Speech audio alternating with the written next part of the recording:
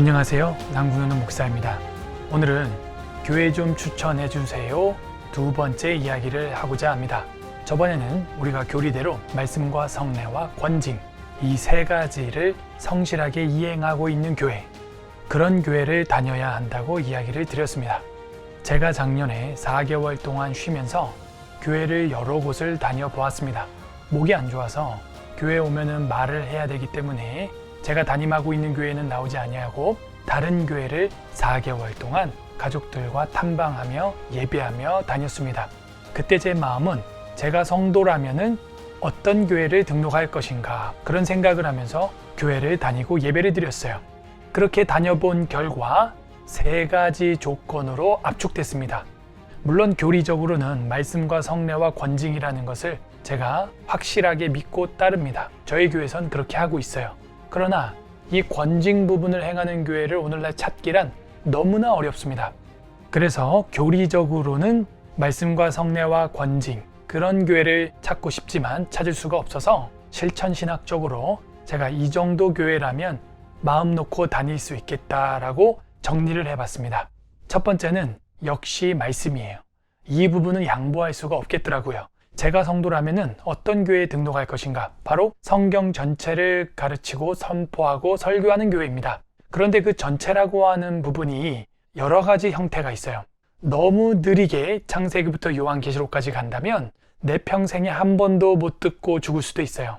개인적으로는 그런 교회는 저는 제외를 했습니다. 정말 제가 성경 전체를 가르치는 교회라고 한다면 제가 평생에 3번 정도는 창세기부터 계시록을 배울 수 있는 교회였으면 좋겠어요. 그리고 여름이랑 겨울방학 동안에 성경 전체를 써머리 해줄 수 있는 66권 전체를 빠짐없이 다 가르쳐 줄 수 있는 그런 교회면은 너무 좋겠어요. 두 번째는 기도입니다. 기도를 하는데 역시 온전한 마음으로 기도할 수 있는 교회, 요란하고 시끄러워서 처음 온 사람들이 기겁하는 그런 교회의 기도 형태가 아니라 온전하게 드릴 수 있는 기도를 하는 교회였으면 좋겠어요.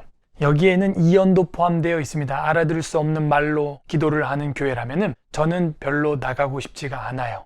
그리고 이건 제 개인적인 사견이 아닙니다. 우리 개혁주의 개신교도들이 믿고 따랐던 웨스트민스터 신앙고백서 신앙고백에 들어있는 조항이에요. 그리고 여러분은 세례나 임직이나 입교, 목사 안수 이런 거 받을 때 성경은 무엇하고 그 다음 웨스트민스터 신앙을 우리의 신조로 받는다 라고 고백을 하는 그 신조 안에 들어있는 이야기입니다. 수백 년 동안 이어져 오는 우리의 신조예요. 한번 볼까요? 웨스트민스터 신앙고백 제21장 예배와 안식일에 보게 되면은 제3항에 이런 이야기가 나옵니다. 감사함으로 드리는 기도는 종교적 예배의 한 특별한 요소로서 하나님께서 모든 사람에게 요구하신다. 기도가 연락되도록 하기 위해서는 성자의 이름으로 성령의 도우심을 받아 하나님의 뜻을 따라서 사려 분별과 경외심과 겸손과 열심과 믿음과 사랑과 인내를 가지고 하되 만일 소리를 내어 하는 경우에는 알 수 있는 말로 해야 한다. 다시 만일 소리를 내어 하는 경우에는 알 수 있는 말로 해야 한다가 우리가 믿고 따르고 맹세하고 선서했던 그 웨스트민스터 신앙 고백이라고 하는 것입니다. 그러므로 제가 교회를 선택한다면 성경 전체를 가르치고 기도를 온전하게 하는 교회, 그런 교회를 선택하고 싶어요. 성경에 기록되어 있는 기도들은 전부 우리가 알아들을 수 있는 기도를 성경에 기록하고 있다는 것을 우리는 생각을 해야 합니다. 세 번째는 찬양입니다. 우리 기독교는 찬양의 종교라고 할 만큼 찬양을 많이 해요. 노래, 음악, 찬양. 그래서 온전하게 찬양하고 온전하게 노래하는 교회라면 좋겠다라는 생각을 하게 되었습니다. 그 온전한 노래와 찬양 역시 우리가 믿고 따르는 개신교도들의 기독교 교리에 나와 있어요. 바로 시와 찬미와 신령한 노래입니다. 이거는 헬라어로 보게 되면 프살모스라고 되어 있는데 시편을 말하고 있어요. 시편을 부르는 교회라면 저는 등록하고 다닐 마음이 있어요. 제가 만약 성도라면 말이죠. 그래서 시와 찬미와 신령한 노래를 불러서 사울에게 들려있던 악령을 쫓아내고 옥문을 열었던 바울과 같이 그런 프살모스, 시와 찬미와 신령한 노래, 시편을 부르는 교회라면 좋겠어요. 그래서 제가 4개월 동안 교회를 돌아다녀 보면서 시와 찬미와 신령한 노래를 하는 교회가 있나 없나 인터넷으로도 검색을 많이 해봤습니다. 그런데 그런 교회가 있다고 해서 찾아가 보았는데 예배 중에 부르진 않고 예배 시작 전에 여는 찬양으로 부르는 모습을 보았어요. 한 곡 정도. 그래서 저는 조금 실망을 했습니다.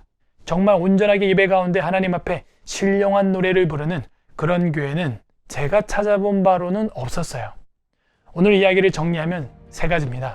저라면 이런 교회를 다니겠습니다. 제가 성도라면 이런 교회에 등록하겠습니다. 첫 번째, 성경 전체를 가르치는 교회.